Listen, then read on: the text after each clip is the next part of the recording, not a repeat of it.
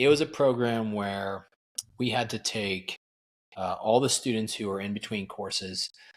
So if you're waiting a course or in between courses, and maintain their human performance, maintain their enculturation, continue to try to move them further down the field until they graduate their apprentice courses, which is usually about 18 months.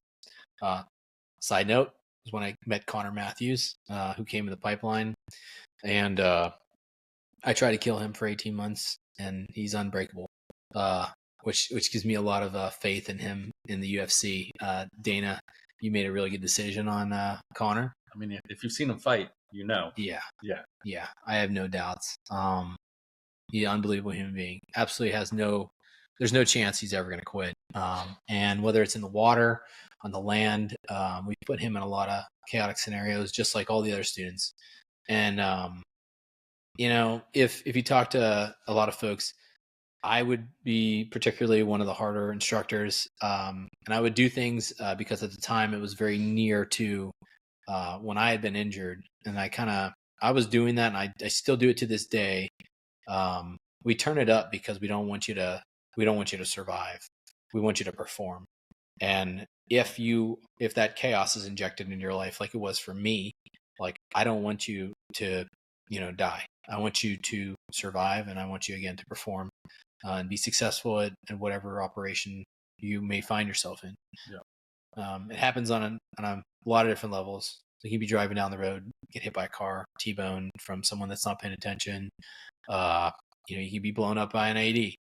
But chaos injects itself in our lives, and so that's one of the whole things behind maintaining that human performance. Well, I think one of the reasons we bring beret wearers back to be instructors, because it's very expensive, and technically, per like the Air Force, we don't have to teach our own pipeline. You know what I mean? Like technically you could bring in someone else and teach them with the curriculum. They can pass the tests, whatever, and then they can teach our pipeline. But bringing that reality to it, creating that resilient human being based on your experiences is so important. And that's why we invest so heavily into the training and send our guys and some of our best folks off team, when we could be using them to train these young folks. Yeah, absolutely. And so, that's what it was like. We had a great staff, everything we were doing, it went really well. One of the things that I did when I was an instructor was I got to go to a place called Athletes Performance. It's now known as Exos. It's kind of like where professional athletes, Olympians, or like the highest of the high level athletes go to, do physical rehabilitation and then also increase their human performance. And they have this whole systemic approach to human performance that I'd never before heard. Prior to that, in our communities, we did a lot of CrossFit, a lot of lifting and things like that, but it was never, all put together quite as well as they did at Athletes Performance or Exos. Because you were hitting some plateaus, right? They were trying. Yes. It was hard. Like you kind of pushed your personal, experience and knowledge on how to make yourself better to like the limit. And so like you needed.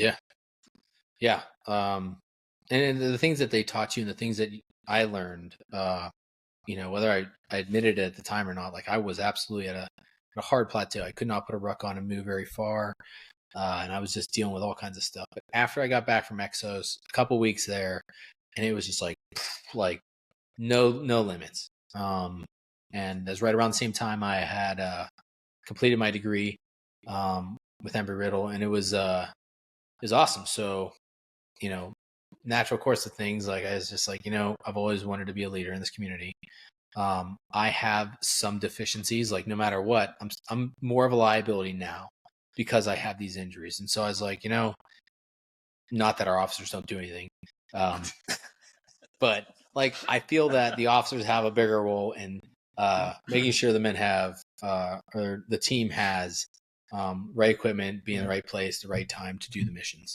And I felt like that was my calling at that time because, I had the experience. And so I made a call down to Herbert Field, Florida. I said, when's the next stow selection? And they're like, it's in 2 months.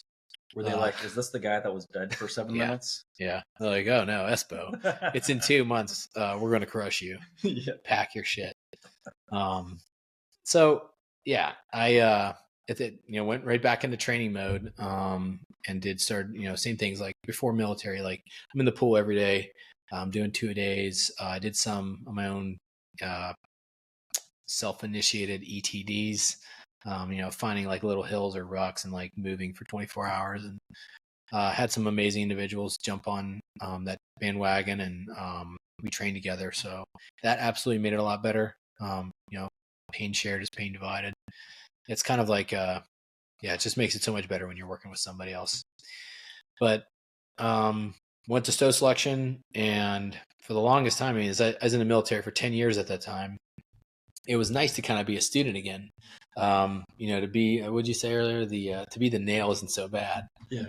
And it's something that it felt really good. Number one, because I was seeing, as an instructor, that the stow selection was as hard as I had heard it was. I had never actually gone and worked one as a cadre, but it was insane. Like I was like, these guys are turning it up, and I'm like, yes, let's go. Because you think you really hope, like after you leave the pipeline, you're just like, oh, I heard it's getting weaker, I heard it's getting easier, and it's kind of like that whole mentality of like, when I was in, it was like this much harder. We did, so hard. yeah, but yeah, it was absolutely amazing. I got crushed. It was fun, and I had a great team that I was with. There's a lot of amazing individuals on that selection team, and some that got picked up, I'm still friends with today. Some that didn't get picked up, I'm still friends with today. They're doing amazing. You didn't cut them out of your life? Nah, you're like, they're good. You people. non-selects. They're good people. Oh, yeah, don't ever call me again. Lose my number. Yeah, I'm better. No. There's some pretty awesome folks out there. They're doing probably better than they would if they got selected anyways. Yeah. But we we went through that, came back. After I commissioned, I actually stayed back in ATC for a little bit. I was the exec for the group when we stood up the Special Warfare Training Group. Which, as I recall, was not disappointing for you in the least bit. Oh, it was, it's probably the most important job I think I've ever been a part of, like at the time. And then it's probably the least coolest job I've ever been a part of. But thankfully, like, the command team I was working with was exactly what I needed. They were great mentors to me at the time. And we had to break a lot of things to reconstruct them. And so that we did. Nothing's always perfect. It was we're essentially changing several decades of how things were, and we were building a command structure at the time as well. So that was very rewarding to be a part of. But what I had been itching to do, the same thing I'd been itching to do when I came in the military, was just get after it and get back to the team. And so since I was injured, I had not been back on a team. I had got back to jumping, got back to diving, got back to shooting, doing all the things, but I hadn't made it back to the teams, and I knew I could. And it's really like my biggest goal, or one of my biggest goals in life. And so I got an assignment to the 22 STS out in Seattle, and family and I moved out there and got back on team. Had to spend a little bit of time in ops, which was like the biggest insult.